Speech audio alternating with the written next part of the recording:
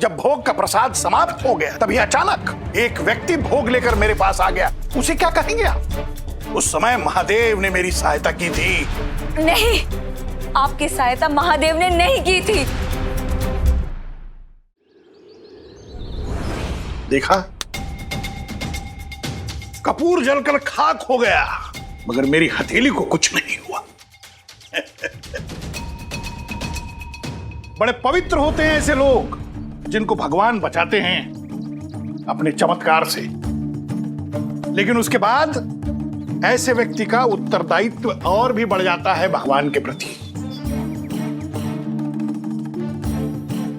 अब मुझे और भी समर्पित होकर अपने उत्तरदायित्व का निर्वाह करना होगा, क्योंकि भगवान ने मुझे चुना है, मुझे आशीर्वाद दिया है कि नहीं?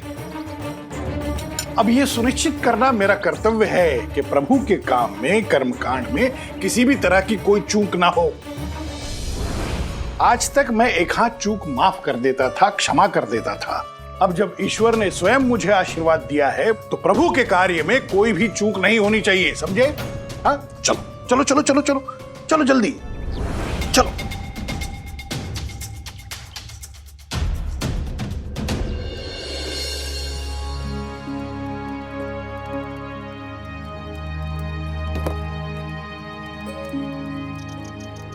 सूरज सुबह निकलना भूल सकता है, पर लक्ष्मी द्वारका माई आना नहीं भूल सकती।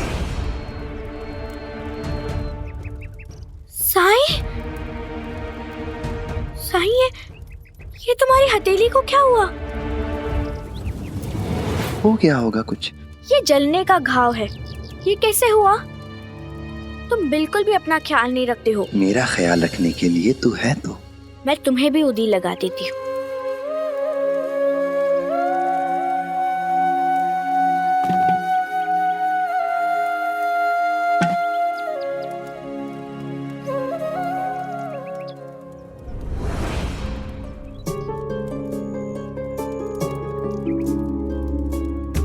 आइए।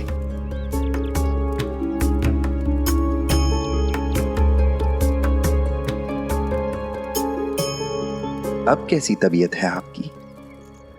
आप गलत थे साईं। मेरे पति के लिए मेरी धारणा सही थी। वो एक आदर्श व्यक्ति है, धर्मपरायण है। हाँ, उन्होंने गलती की, उसका पश्चाताप भी किया उन्होंने, और उनके पश्चाताप में इतनी शक्ति थी कि आग भी उन्हें नुकसान नहीं पहुंचा सकी। और ऐसा उसी व्यक्ति के साथ हो सकता है जो परम भक्त हो, जिस पर महादेव की कृपा हो, जो उनका प्रिय हो। और मुझे उनकी भक्ति की शक्ति का सबूत कल मिल गया।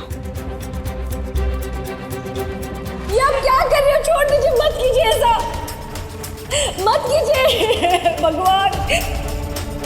देखा सुनंदा, इतनी देर तक हथेली पर कपूर जलने के पश्चात भी हथेली पर आंच नहीं आई।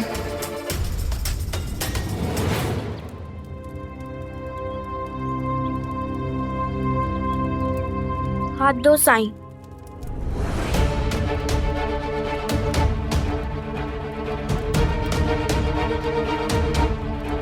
ये क्या हुआ आपको? ये आपकी हथेली पर कैसा जख्म? लग गया होगा किसी की मदद करते समय। हमारा साईं ऐसा ही है, दूसरों का दर्द देखा नहीं जाता और उन कष्टों को खुद पर ले लेता है।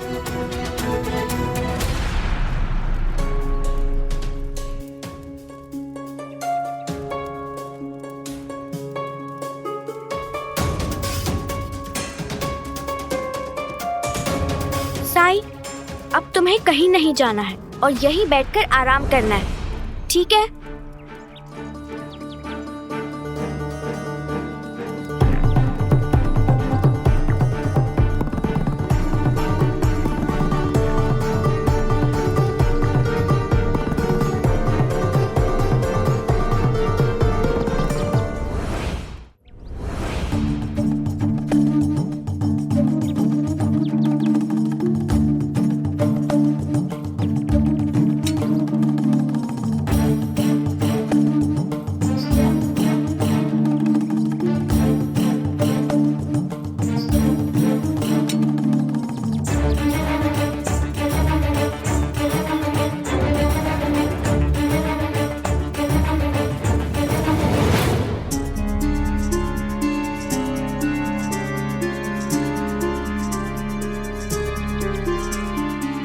मदार के पत्तों की माला कहाँ है?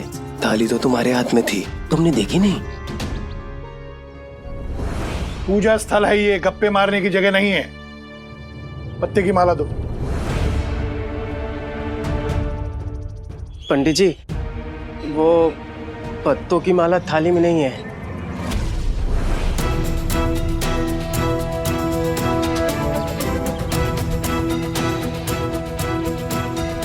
मूर्खों, तुम्हें इतना तो काम दिया हुआ है कि पूजा की सामग्री मेरे घर से यहां तक ले आना, उतना भी तुम दोनों को नहीं होता?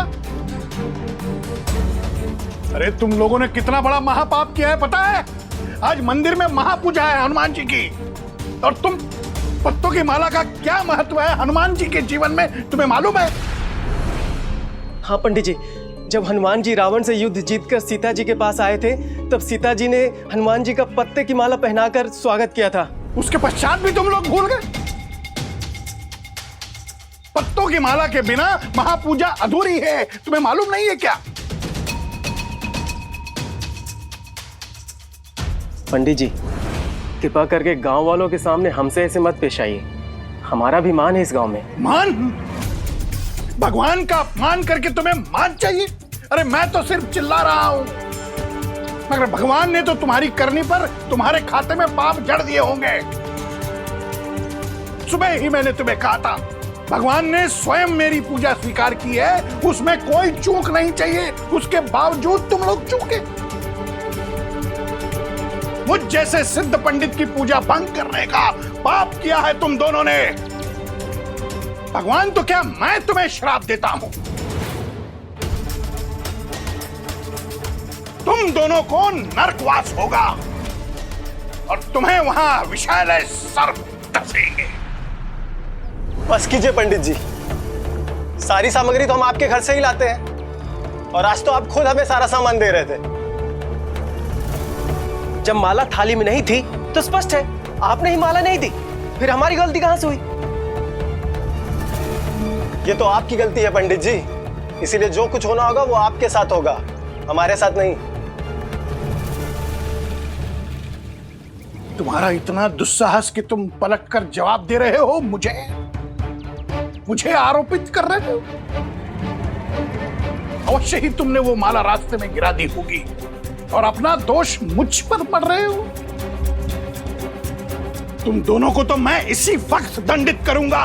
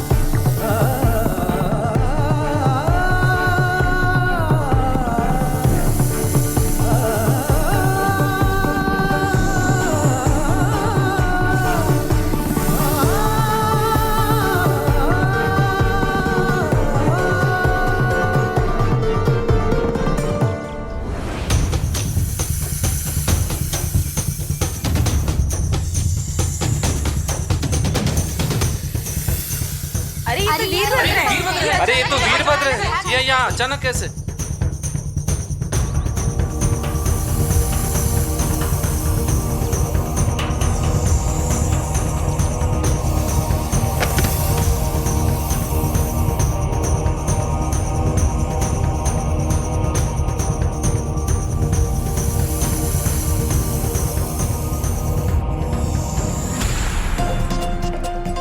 रुक जाओ, उन्हें कुछ मत करना।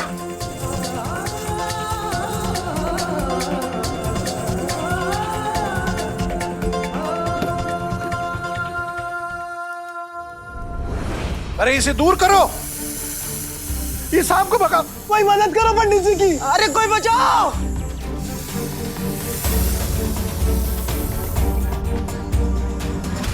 हाउ हाउ काका साईं, ये क्या हुआ आपको? किसने किया आपके साथ?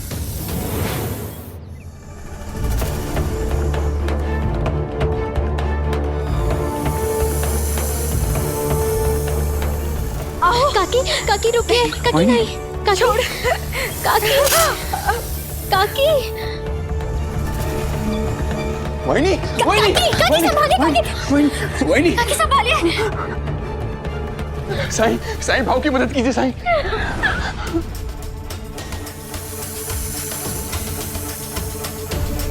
महादेव, हे महादेव मेरी रक्षा करना। प्रभु मेरी रक्षा करो, प्रभु प्रभु मेरी रक्षा करो। ओम नमः शिवाय। वीरभद्र, ओम नमः शिवाय। ओम नमः। सदाशिव जी हमारे अतिथि हैं, और अतिथि देवता के समान होता है। इनका सम्मान करना, इनके साथ आदर से पेश आना, इनकी सुरक्षा करना, ये हम सबका कर्तव्य है।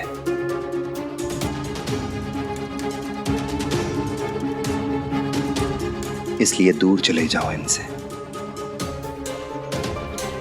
अपने शिष्यों को ऐसा श्राप नहीं देना चाहिए था इन्हें।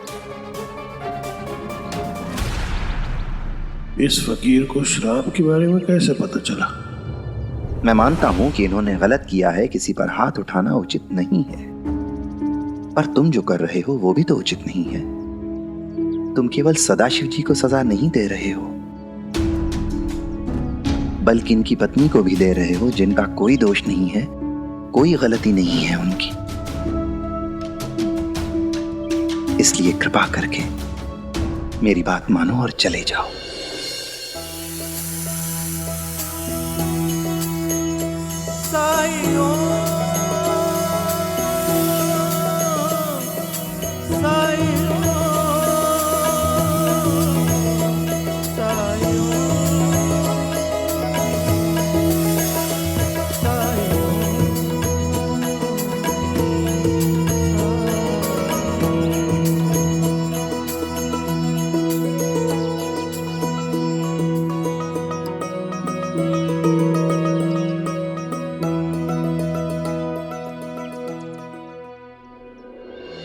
तुम दोनों ठीक हो ना? हाँ साईं, हम ठीक हैं। हमें थोड़ी सी भी पीड़ा नहीं हुई।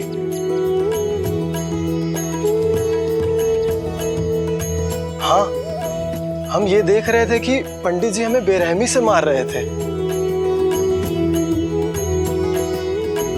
लेकिन रत्ती भर भी दर्द महसूस नहीं हुआ हमें।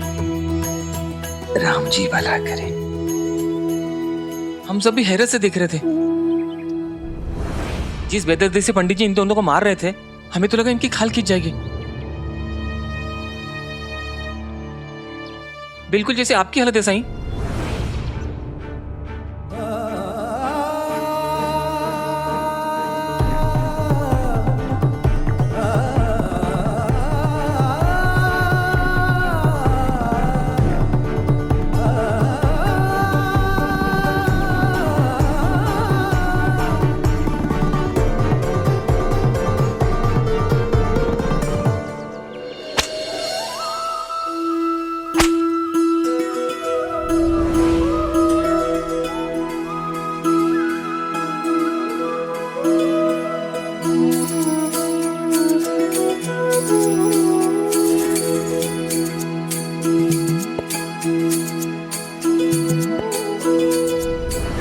साईं ऐसा ही है, दूसरों का दर्द देखा नहीं जाता और उन कष्टों को खुद पर ले लेता है।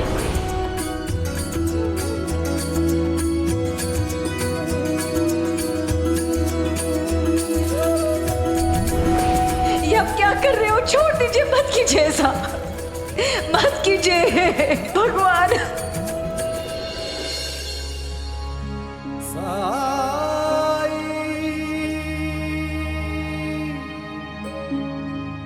मतलब साईं सही थे, मैं ही मूर्ख थी कि अभी तक सच नहीं देख पाई।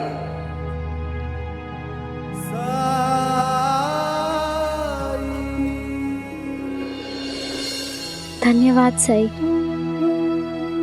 आपके वजह से काका की जान बच गई।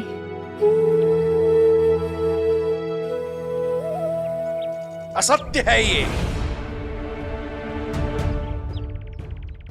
भाऊ, अब तो आप विश्वास कर लीजिए, अभी आपके सामने आपने अपनी आंखों से देखा कि साईं ने कैसे। बस महासपति, बस करो।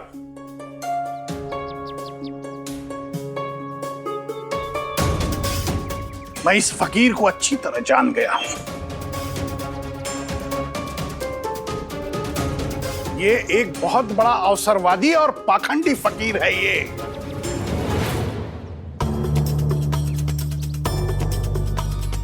संभवतः एक बहुत मंजा हुआ सपेरा भी।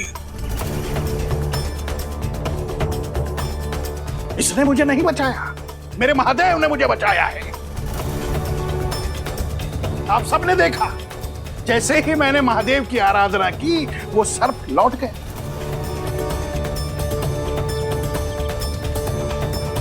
और हां, जिस तरह ये फकीर उस सर्प के साथ वार्तालाप कर रहा था, आदेश दे रहा था, उससे मुझे तो ऐसा प्रतीत होता है कि वो दुष्ट सर्प इसी ने मुझ पर छोड़ा है।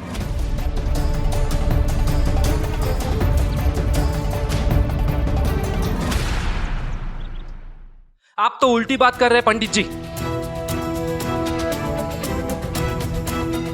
हम सब ने देखा कि यहाँ क्या हुआ।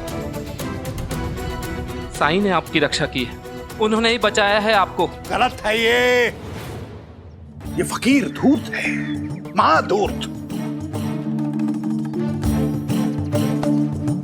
वो तो मेरे महादेव ने मेरी हमेशा रक्षा की है, इसलिए मैं हर संकट से बच जाता हूं।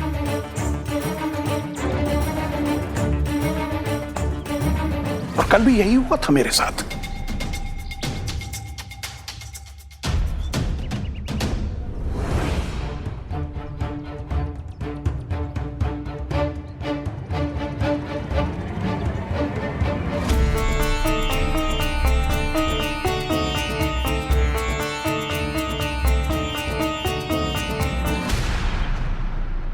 पंडित जी, कल की घटना पर मैं कोई टिप्पणी नहीं करूंगा, मगर आज जो आपके साथ हुआ है वो हम सब ने देखा है और वही सच है। वो कोई मामूली सांप नहीं है, वो वीरभद्र है। वो एक पवित्र सांप है। साईं ने इससे पहले भी कई मौकों पर वीरभद्र से बात की है और वो साईं की बात कभी टालता नहीं है। पंडित जी, आप सच देखकर भी सच स्वीकार क्यों नहीं कर रहे हैं? साईं की लीला आपकी आंखों के सामने है, फिर भी आप अनदेखी कर रहे हैं, क्यों? ये साधारण फकीर है, कोई भगवान नहीं है जो तुम लोग इतना इसको सर पे चढ़ा रहे हो। अरे तुम लोगों को तो मेरे प्रति आदर सम्मान रखना चाहिए। तुम इस अज्ञानी को सर पे चढ़ा रहे हो, भगवान मान रहे हो। और ये केवल आज की घटना नहीं है, पहले भी तुम लोगों ने देखा है। भगवान की मुझ पर कृपा है, आशीर्वाद है उनका। चलो माना साईं ने सर्प से कहा और वो चला गया, लेकिन इससे पहले जब भगवान ने स्वयं चमत्कार करके मेरी रक्षा की, तब उसे क्या कहेंगे आप लोग? शनिवार की बात ले लीजिए, जब भोग का प्रसाद समाप्त हो गया था, तभी अचानक एक व्यक्ति भोग लेकर मेरे पास आ गया। उसे क्या कहेंगे आप?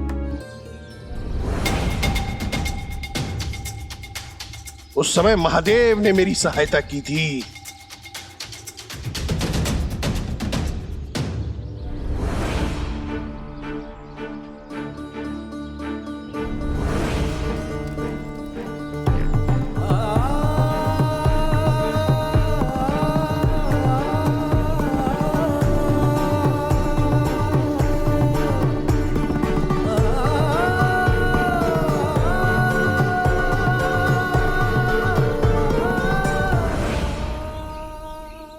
नहीं,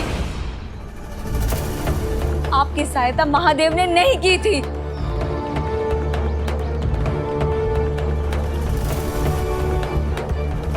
ये क्या कह रही हो सुनंदा तुम?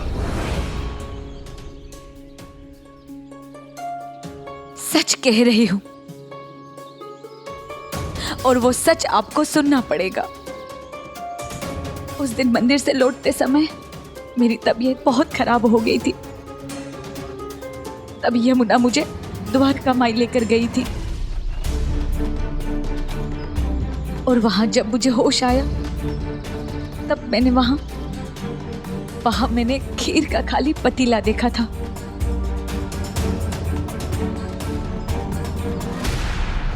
शिव शिव शिव शिव। सुनंदा, तुम द्वारका माई गई थी? मुझसे सच छुपाया अपने पति से?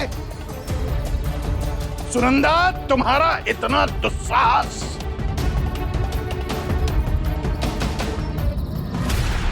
काका, काकी को मैं लेके गई थी। इसमें इनकी कोई गलती नहीं है। इनकी हालत बहुत खराब थी।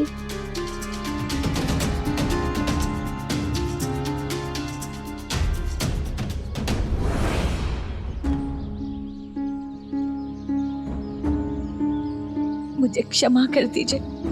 यमुना जो कह रही है वो सच है, लेकिन मुझे आपसे सच छुपाना नहीं चाहिए था।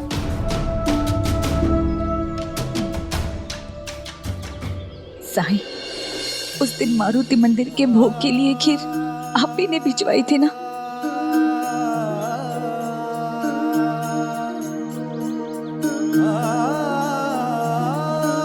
क्योंकि सदाशिव जी सही थे। मंदिर से कोई भी खाली हाथ जाए ये ठीक नहीं होता है।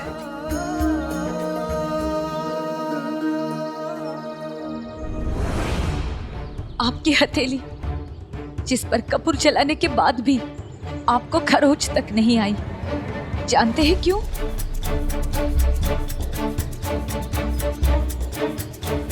ये देखिए साईं की हथेली को।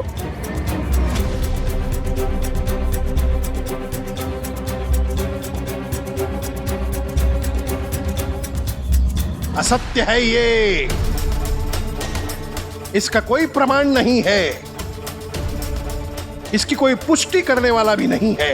हो सकता है सिर्फ एक संयोग हो।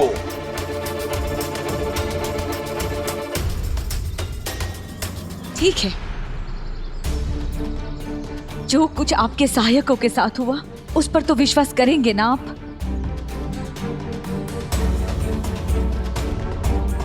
आपने उन्हें इतनी बेरहमी से मारा, उसके बावजूद उन पर एक भी खरोच नहीं है।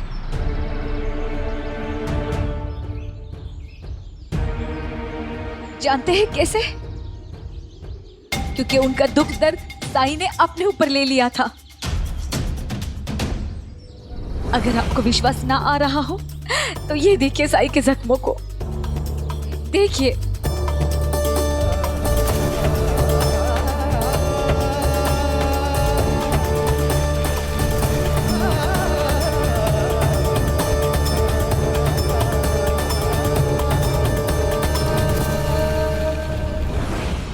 हाँ बहनी, साईं के घाव ठीक वहीं पर है जहां पर पंडित जी ने हमारे शरीर पर मारा था।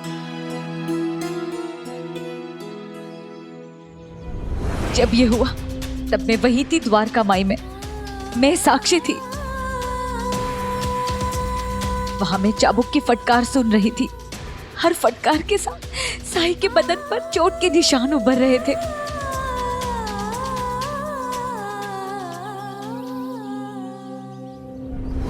सुनंदा, तुम दोबारा गई थी द्वारका में?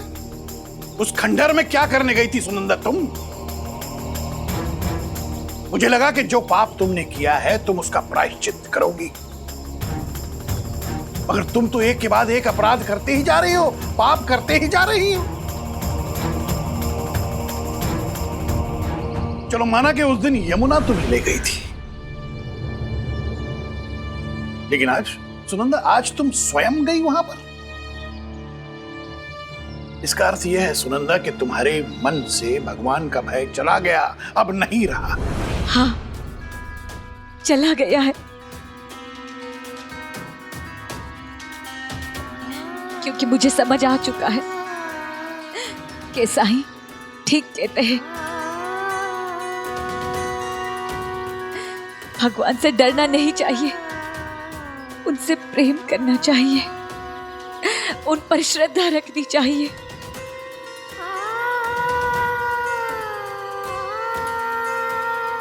मैं जानती हूं कि मैं एक आदर्श पत्नी नहीं हूं, परिपूर्ण नहीं हूं, हर बार कोई ना कोई गलती करती हूं।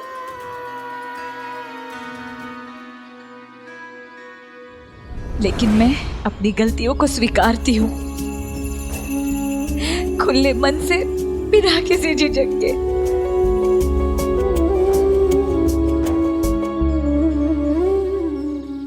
सुनंदा, अपने पति से छिपकर,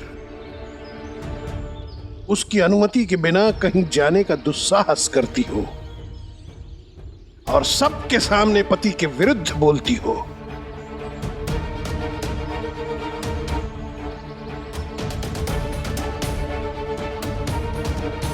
इस पाप के लिए मैं तुम्हें 10 नरकों का दंड दे सकता हूं।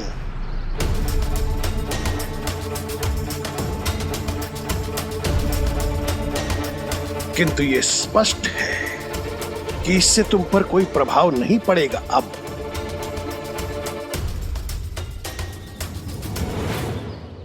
सुनंदा, यदि पाप कर्म में तुम्हारी इतनी ही रुचि हो गई है तो इसका अर्थ यह है कि तुम्हारा अब मुझ पर, मेरे पांडित्य पर, मेरे ज्ञान पर कोई भरोसा नहीं रहा, विश्वास नहीं रहा।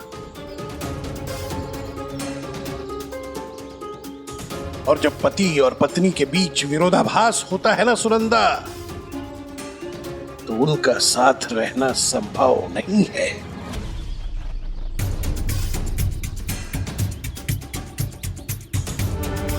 बताओ, क्यों मेरे साथ हो तुम? मुझे छोड़ क्यों नहीं देती? और जो लोग इस बात पर विश्वास नहीं करते कि महादेव ने मेरी रक्षा की, उन्होंने मुझे बचाया, वो सब नास्तिक हैं।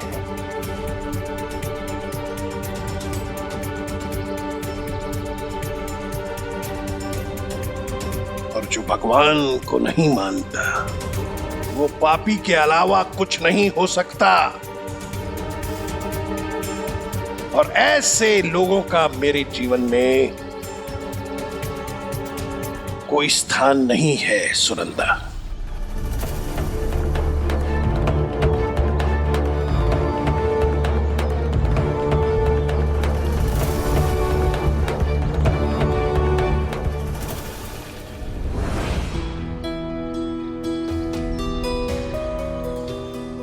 आप तो ज्ञानी हैं, ज्ञानी होकर भी ये कैसी बात कर रहे हैं आप तो शास्त्र को जानते हैं। शास्त्र में लिखा है कि हम सब की रचना ईश्वर ने की है। हम सबको इसी ईश्वर ने बनाया है, यहां तक कि नास्तिक को भी। तो फिर हम मामूली इंसान, उसमें कमी निकालने वाले, ईश्वर की कृति में कुछ परिवर्तन चाहने वाले कौन होते हैं? अगर इस ईश्वर ने ही नास्तिक को बनाया है तो इसके पीछे भी कोई ना कोई वजह होगी ही। हम कौन होते हैं इस पर प्रश्न उठाने वाले?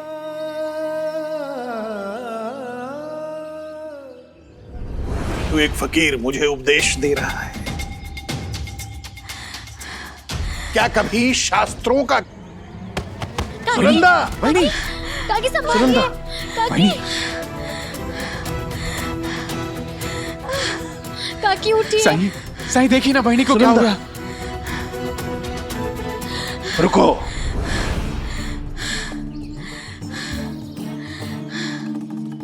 तुम्हें कुछ करने की आवश्यकता नहीं है।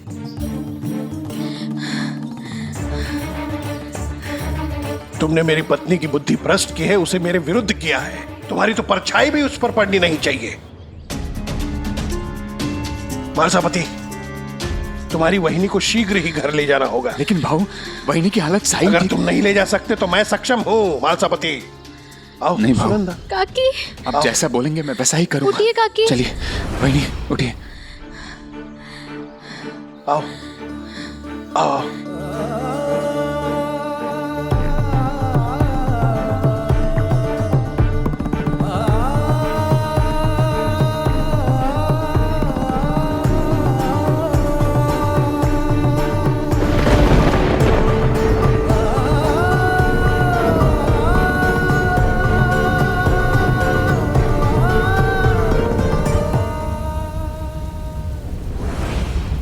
साईं, मैं जानती हूँ जब तक तुम सुनंदा काकी की मदद नहीं करोगे तुम्हें चैन नहीं मिलेगा। चलो, मैं भी तुम्हारे साथ चलती हूँ।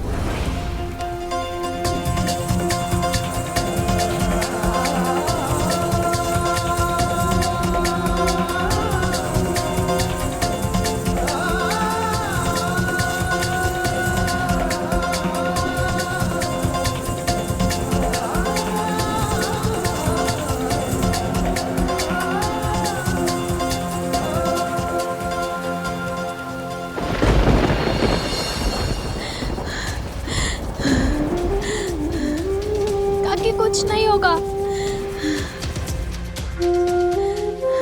संभालिए खुद को। मालसापति, कुलकर्णी सरकार के व्यतिरिक्त और कोई वैद्य नहीं है गांव में? हम सबका इलाज तो साई करते हैं भाऊ। कोढ़ से लेकर अंधेपन तक का इलाज साई ने किया है। भाऊ, अभी भी हमारे पास समय है।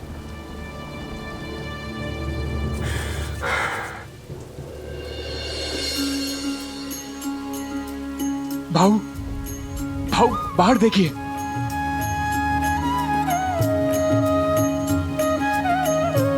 साई बाहर खड़े हैं, क्योंकि हमारे साई लोगों का दुख नहीं देख सकते।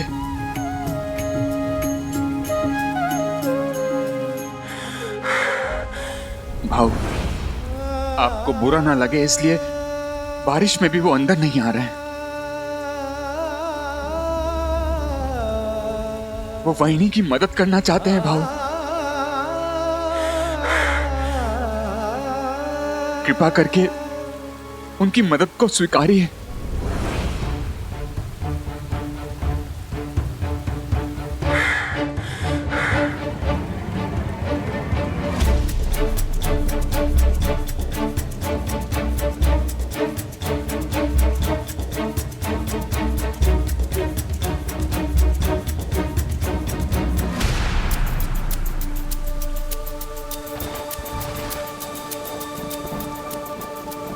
क्यों मेरा पीछा नहीं छोड़ रहे हो? जाओ यहां से।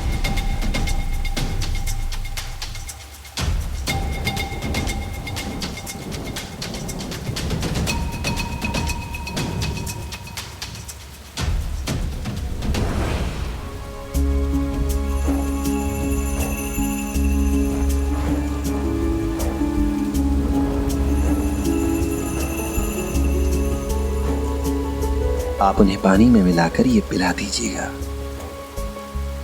ईश्वर ने चाहा तो सब ठीक हो जाएगा। तुम्हारी आवश्यकता नहीं है मुझे।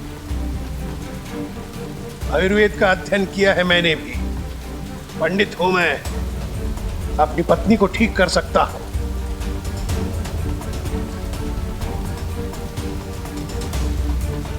मैंने तुम्हें मंदिर में ही कहा था तुम्हारी जरूरत नहीं है, फिर भी यहां तक चले आए। कितना ढोंग करोगे और कितना नीचा दिखाओगे मुझे? मुझे और मेरी पत्नी को हमारे हाल पर छोड़ दो। जाओ यहां से। काका, आप लाख मिन्नत कर ले, लेकिन साईं यहाँ से तब तक नहीं जाएगा जब तक वो काकी की मदद नहीं कर लेता। साईं का स्वभाव ऐसा ही है, वो किसी को तकलीफ में देखकर अनदेखा नहीं कर सकता है। ठीक है, आप कह रहे हैं तो चला जाता हूं।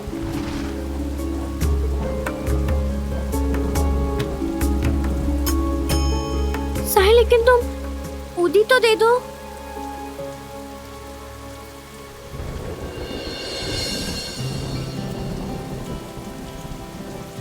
ठीक कह रहे थे आप। आपकी पत्नी को किसी की मदद की जरूरत नहीं है।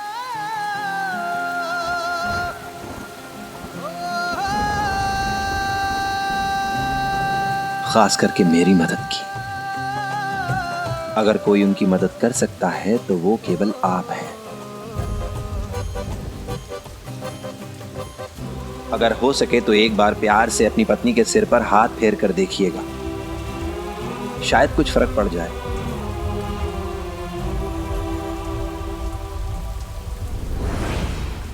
सलाह देने से बाज नहीं आओगे। कृपा करके जाओ यहां से।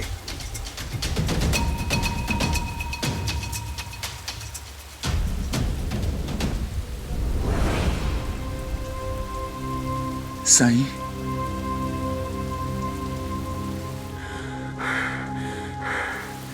साईं, तुम ऐसे कैसे जा सकते हो, वो भी सुनंदा काकी की मदद किए बिना?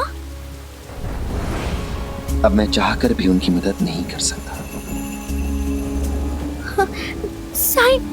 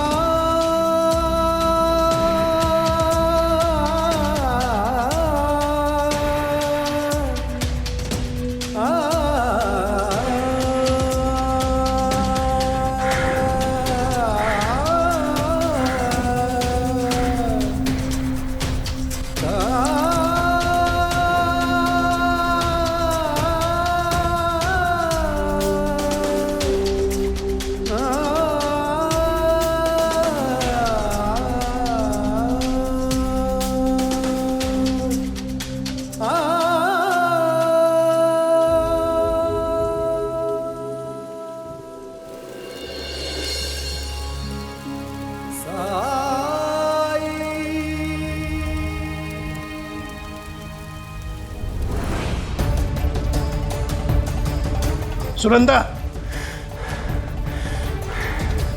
क्या हो गया सुनंदा तुम्हें? तुम आंखें क्यों नहीं खोल रही हो सुनंदा? पहले तो काढ़ा पीने के बाद तुम सामान्य हो जाती थी। काढ़ा तुम पर असर क्यों नहीं कर रहा है सुनंदा?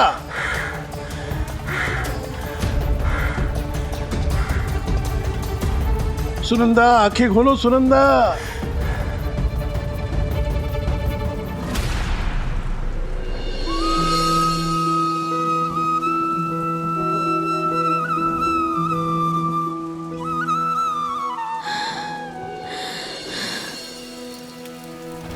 सुनंदा जी,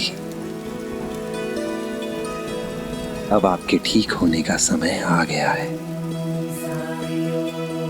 आखिर इतना बड़ा बदलाव जो आया है किसी में,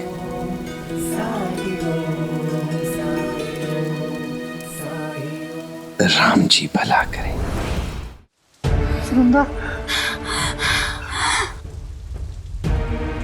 सुनंदा,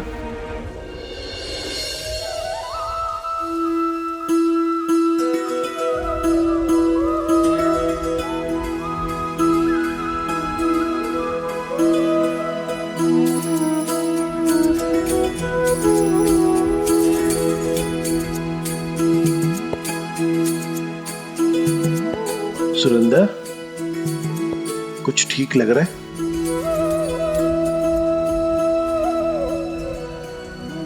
धन्यवाद प्रभु, आपने सुनंदा को ठीक कर दिया। काका, क्या अब भी आप समझ नहीं पा रहे हैं कि काकी अचानक से कैसे ठीक हो गई? याद है साईं ने कहा था कि अब काकी के सिर पे प्यार से हाथ फेर के देखिएगा, और जैसे ही अपने काकी के सिर पे हाथ फेरा वो ठीक हो गई।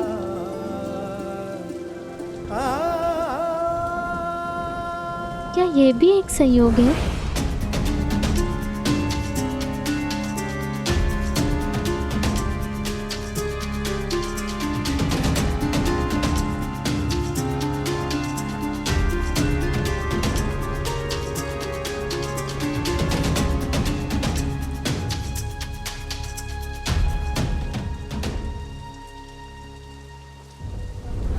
इससे पहले इतना हारा हुआ, इतना टूटा हुआ, इतना बेबस कभी नहीं देखा था इन्हें। साईं, जिस तरह आपने मुझे सही राह दिखाई, मेरी प्रार्थना है आपसे इन्हें भी सही राह दिखा दीजिए।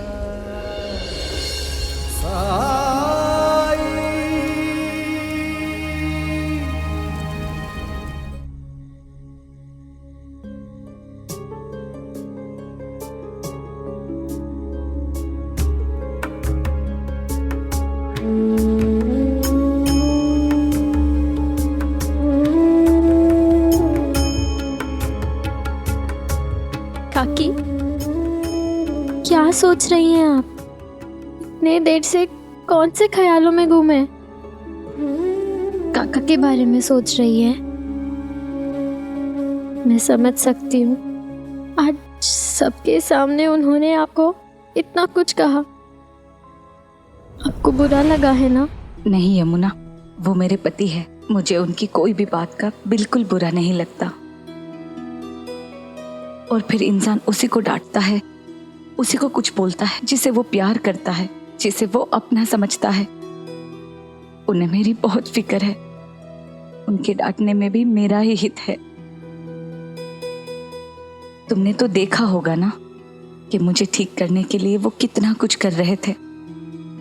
और फिर पति पत्नी तो सुख दुख के साथी होते हैं। मैं उन्हें दोष भी नहीं देती हूँ, क्योंकि कल तक मैं भी साईं की महिमा को स्वीकारने के लिए इनकार कर रही थी। सच कहा वहीनी, मैं भाऊ को बचपन से जानता हूं, लेकिन भाऊ पहले ऐसे बिल्कुल भी नहीं थे। बहुत परिश्रमी और स्वभाव से एकदम शांत। लेकिन इस बार जब से वो यहाँ आए, मैं देख रहा हूं कि उनका स्वभाव पहले से बहुत ज्यादा ही बदल गया है। हाँ, वो पहले भी तो पुजारी थे, पर ऐसे नहीं थे। ऐसा क्या हुआ जो वो इतने सख्त हो गए? आप तो जानती ही होंगी।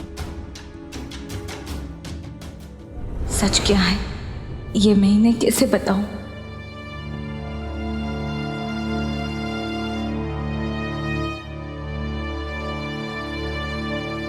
हाँ वहीनी, हम ये जानना चाहते हैं कि ऐसा क्या हो गया कि भाऊ का स्वभाव इतना बदल गया? नहीं, ऐसी कोई बात नहीं है। आप तो जानते हैं अपने भाऊ को, वो शुरू से ही अपनी पूजा को लेकर, अपने कर्मकांड को लेकर गंभीर थे। और फिर वो गंभीरता धीरे धीरे सख्ती में बदलती गई। बस इतनी सी बात है।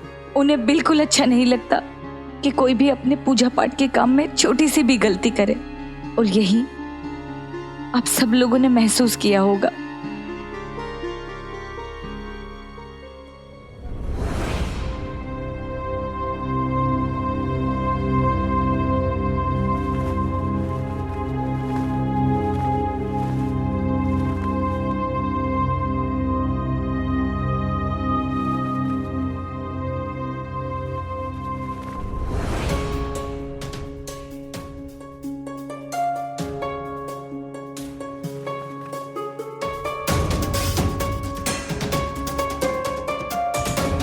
मुझ जैसे सिद्ध पंडित की पूजा भंग करने का पाप किया है तुम दोनों ने।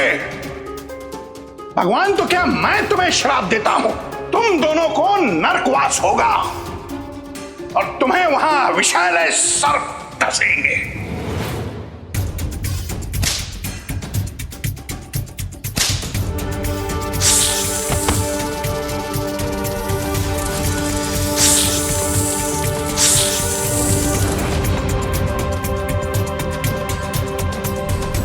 इसका अर्थ यह है सुनंदा कि तुम्हारे मन से भगवान का भय चला गया, अब नहीं रहा।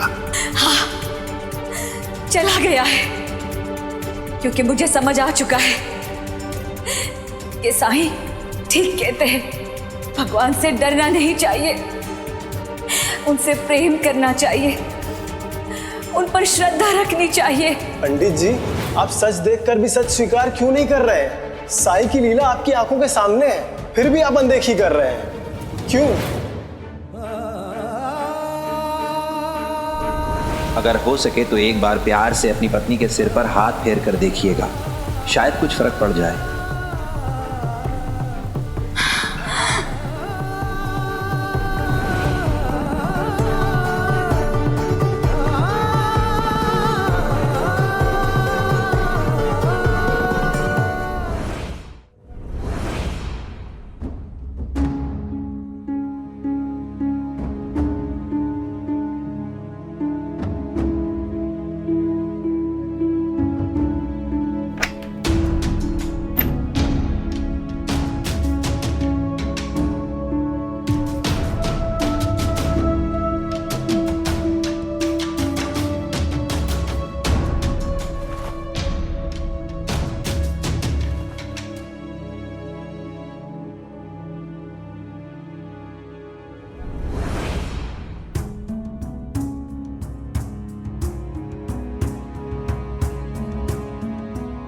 बाबा,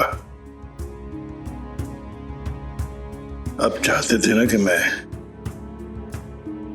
आपके जैसा बनूं, कर्म कांड में दक्ष, आपके जैसा निपुण, पर बाबा ऐसा हो न सका। मैं कितना भी प्रयास करूं, कोई ना कोई चूक हो ही जाती है। जैसे जैसे दिन बीत रहे हैं, मुझे ऐसा प्रतीत हो रहा है कि मैं आपके जैसा सर्वगुण संपन्न पुजारी नहीं बन पाऊंगा बाबा। नहीं बाबा, आप लोग मुझे छोड़ के क्यों चले गए? क्यों चले गए?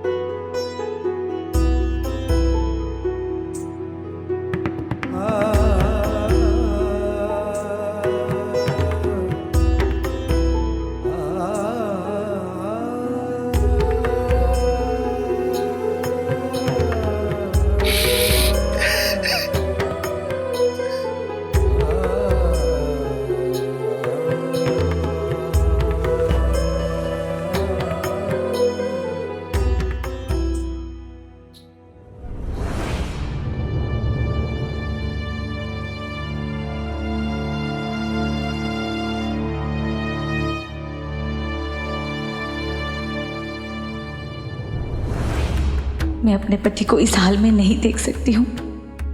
अब मुझे ही कुछ करना होगा, और सिर्फ एक ही इंसान है जो उन्हें ठीक कर सकते हैं, उनके घाव को भर सकते हैं। मुझे उनकी ही शरण में जाना होगा। साईं,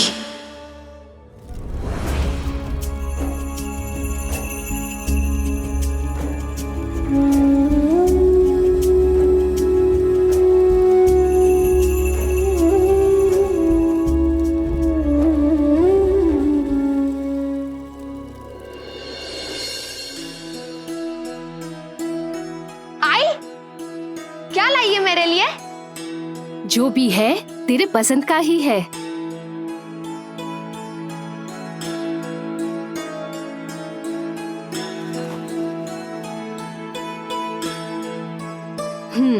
खोल कर देखो।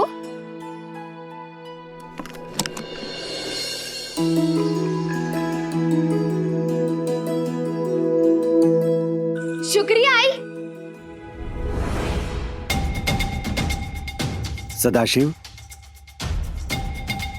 इन खिलौनों से खेलने से ना तुम्हारे ज्ञान में वृद्धि होगी और ना तुम्हारे जीवन में कोई परिवर्तन आएगा। और तुम, यदि कुछ देना ही था तो कोई पुस्तक देती जिसे पढ़कर सदाशिव कुछ ज्ञान प्राप्त करता। कितनी बार कहा कि इन खिलौनों में केवल पैसे बर्बाद होते हैं। सदाशिव, अगर तुम्हें मेरी तरह प्रकांड पंडित बनना है तो तुम्हें अनुशासित होना होगा।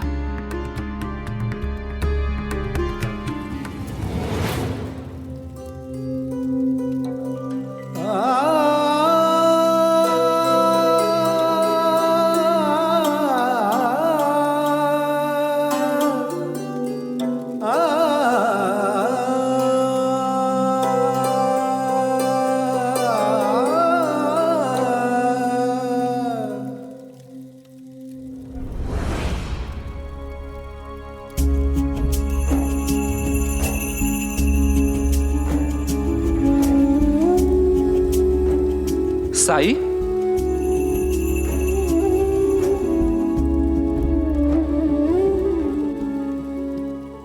आपकी आंखों में आंसू? कोई है जो तकलीफ में है, पीड़ा में है कोई। और अगर तकलीफ शारीरिक हो तो आसानी से दूर की भी जा सकती है, पर यह तो किसी की मानसिक पीड़ा है, आंतरिक पीड़ा है ये। सामान ले आए। जी साई। ये वो लकड़ी और इसमें नक्काशी करने वाला बढ़ई का सामान, और इसमें कुछ रोटियां, गुड़, घी और प्याज है। शुक्रिया भीवा।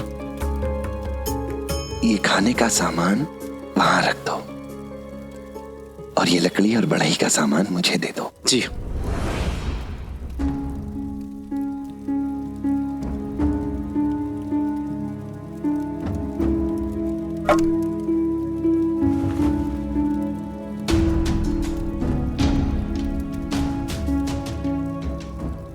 वैसे साई, आप इस लकड़ी से क्या बनाने वाले हैं?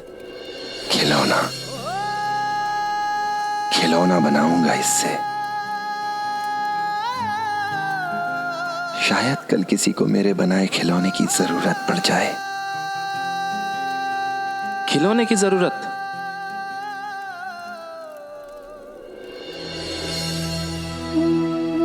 जरूर आप किसी की मदद कर रहे हैं। अच्छा साहिब, अब मैं चलता हूं। भीवा। जी साई। क्या मेरा एक काम और करोगे? जरूर साई।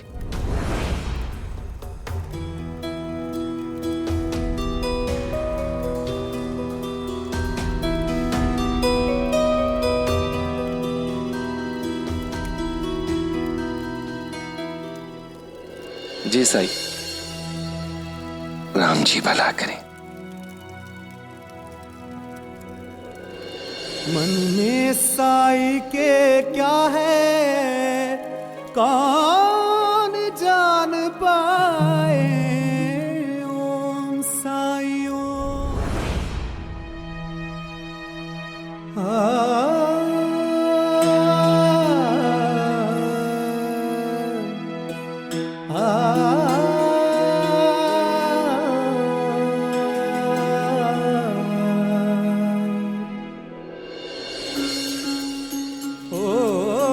सबक सबूरी के ही जिसने सिखाए, उसी की परीक्षा के ये पल में आज आए। बदरा बुराई के ये जितने भी छाए, साईं मेरे अच्छाई का जल बरसाए। कष्ट जो अपार साईं हंस के उठाए। मन में साई के क्या है कौन जान पाए। ओम साई ओम साई ओम साई साई ओम साई ओम।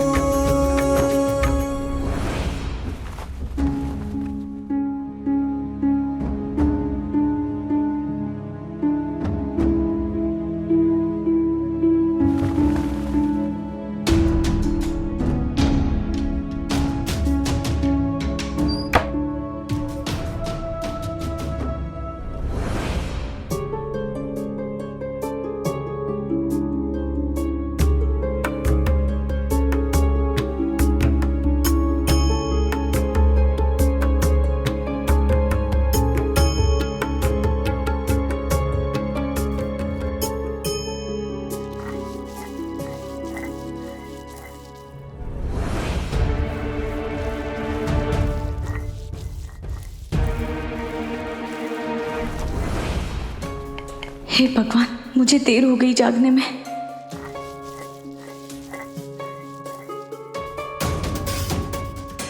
मुझे माफ कर दीजिए, मेरी नींद ही नहीं खुली। मुझसे बहुत बड़ी गलती हो गई। आप जग गए थे तो मुझे जगा देते ना। जरा भी गुस्सा नहीं, मैं नहा कर आती हूँ, फिर आपकी सहायता करती हूँ।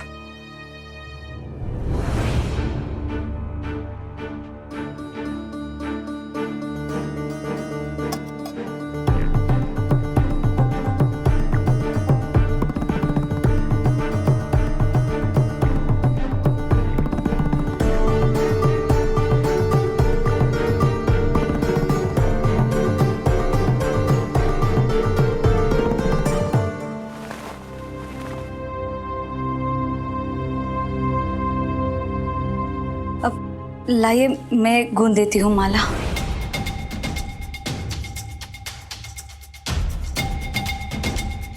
ठीक है, मैं प्रसाद बना देती हूँ। मैं पहले ही बना चुका हूँ।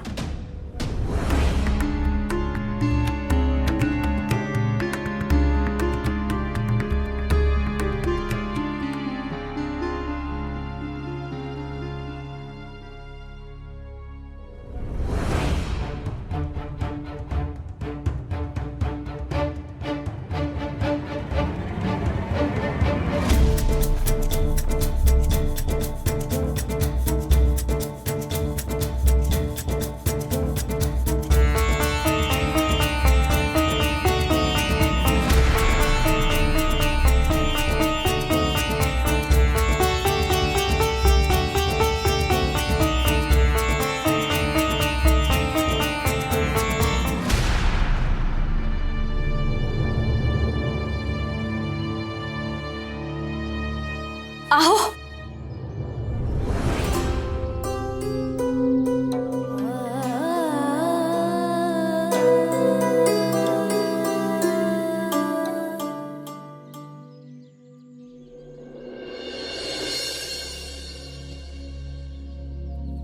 काकी, सब ठीक तो है ना?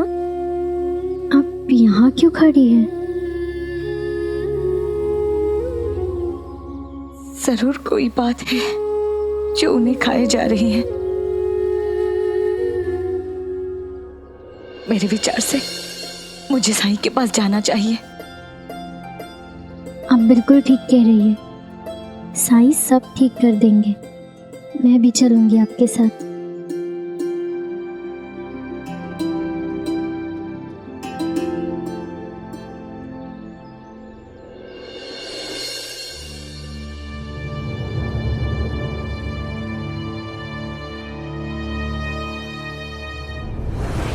पंडित जी तो पूजन सामग्री लेकर आ रहे हैं। देर हो गई है हमें। आज तो अपनी खैर नहीं। क्षमा पंडित जी, क्षमा पंडित जी, आने में हमें देर हो गई, माफ कर दीजिए। चलो चलो, रुको, आज मंदिर में पाठ पढ़ना है। तो मैं पोथी भूल गया। हाँ? तुम चलो, मैं लेके आता हूं।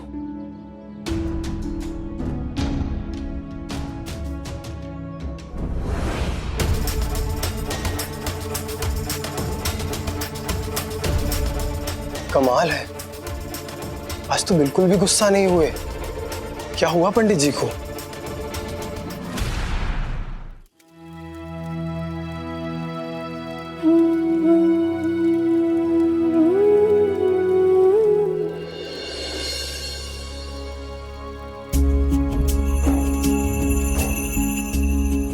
सदाशिव जी का दुख, उनकी तकलीफ, उनकी पीड़ा आपसे देखी नहीं जा रही है ना?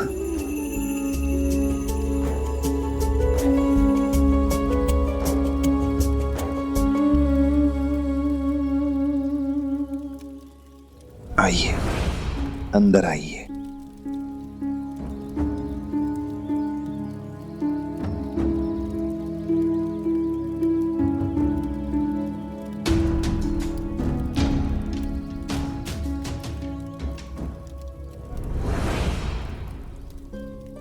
साईं,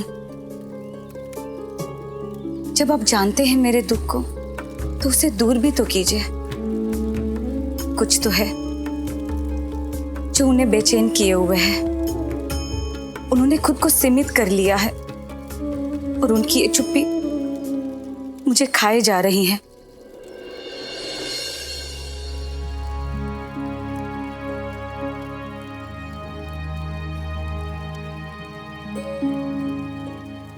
क्या आप इस प्याज को मेरे लिए छील सकती हैं?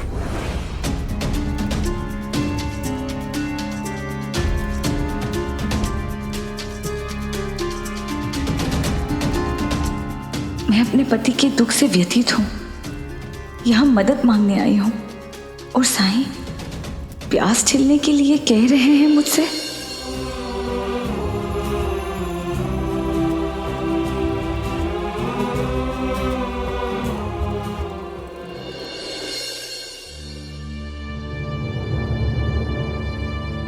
क्षमा महादेव, क्षमा। घर में इतनी शांति, कहां गए सब?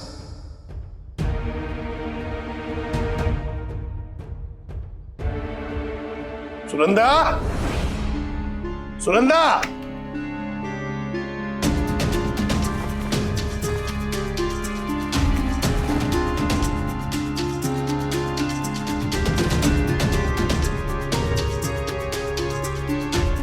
यमुना भी नहीं है। कहां चले गए दोनों? कहीं सुनंदा की तबीयत फिर से बिगड़ तो नहीं गई है? लगता है यमुना उसे इलाज के लिए कहीं ले गई है। हे महादेव।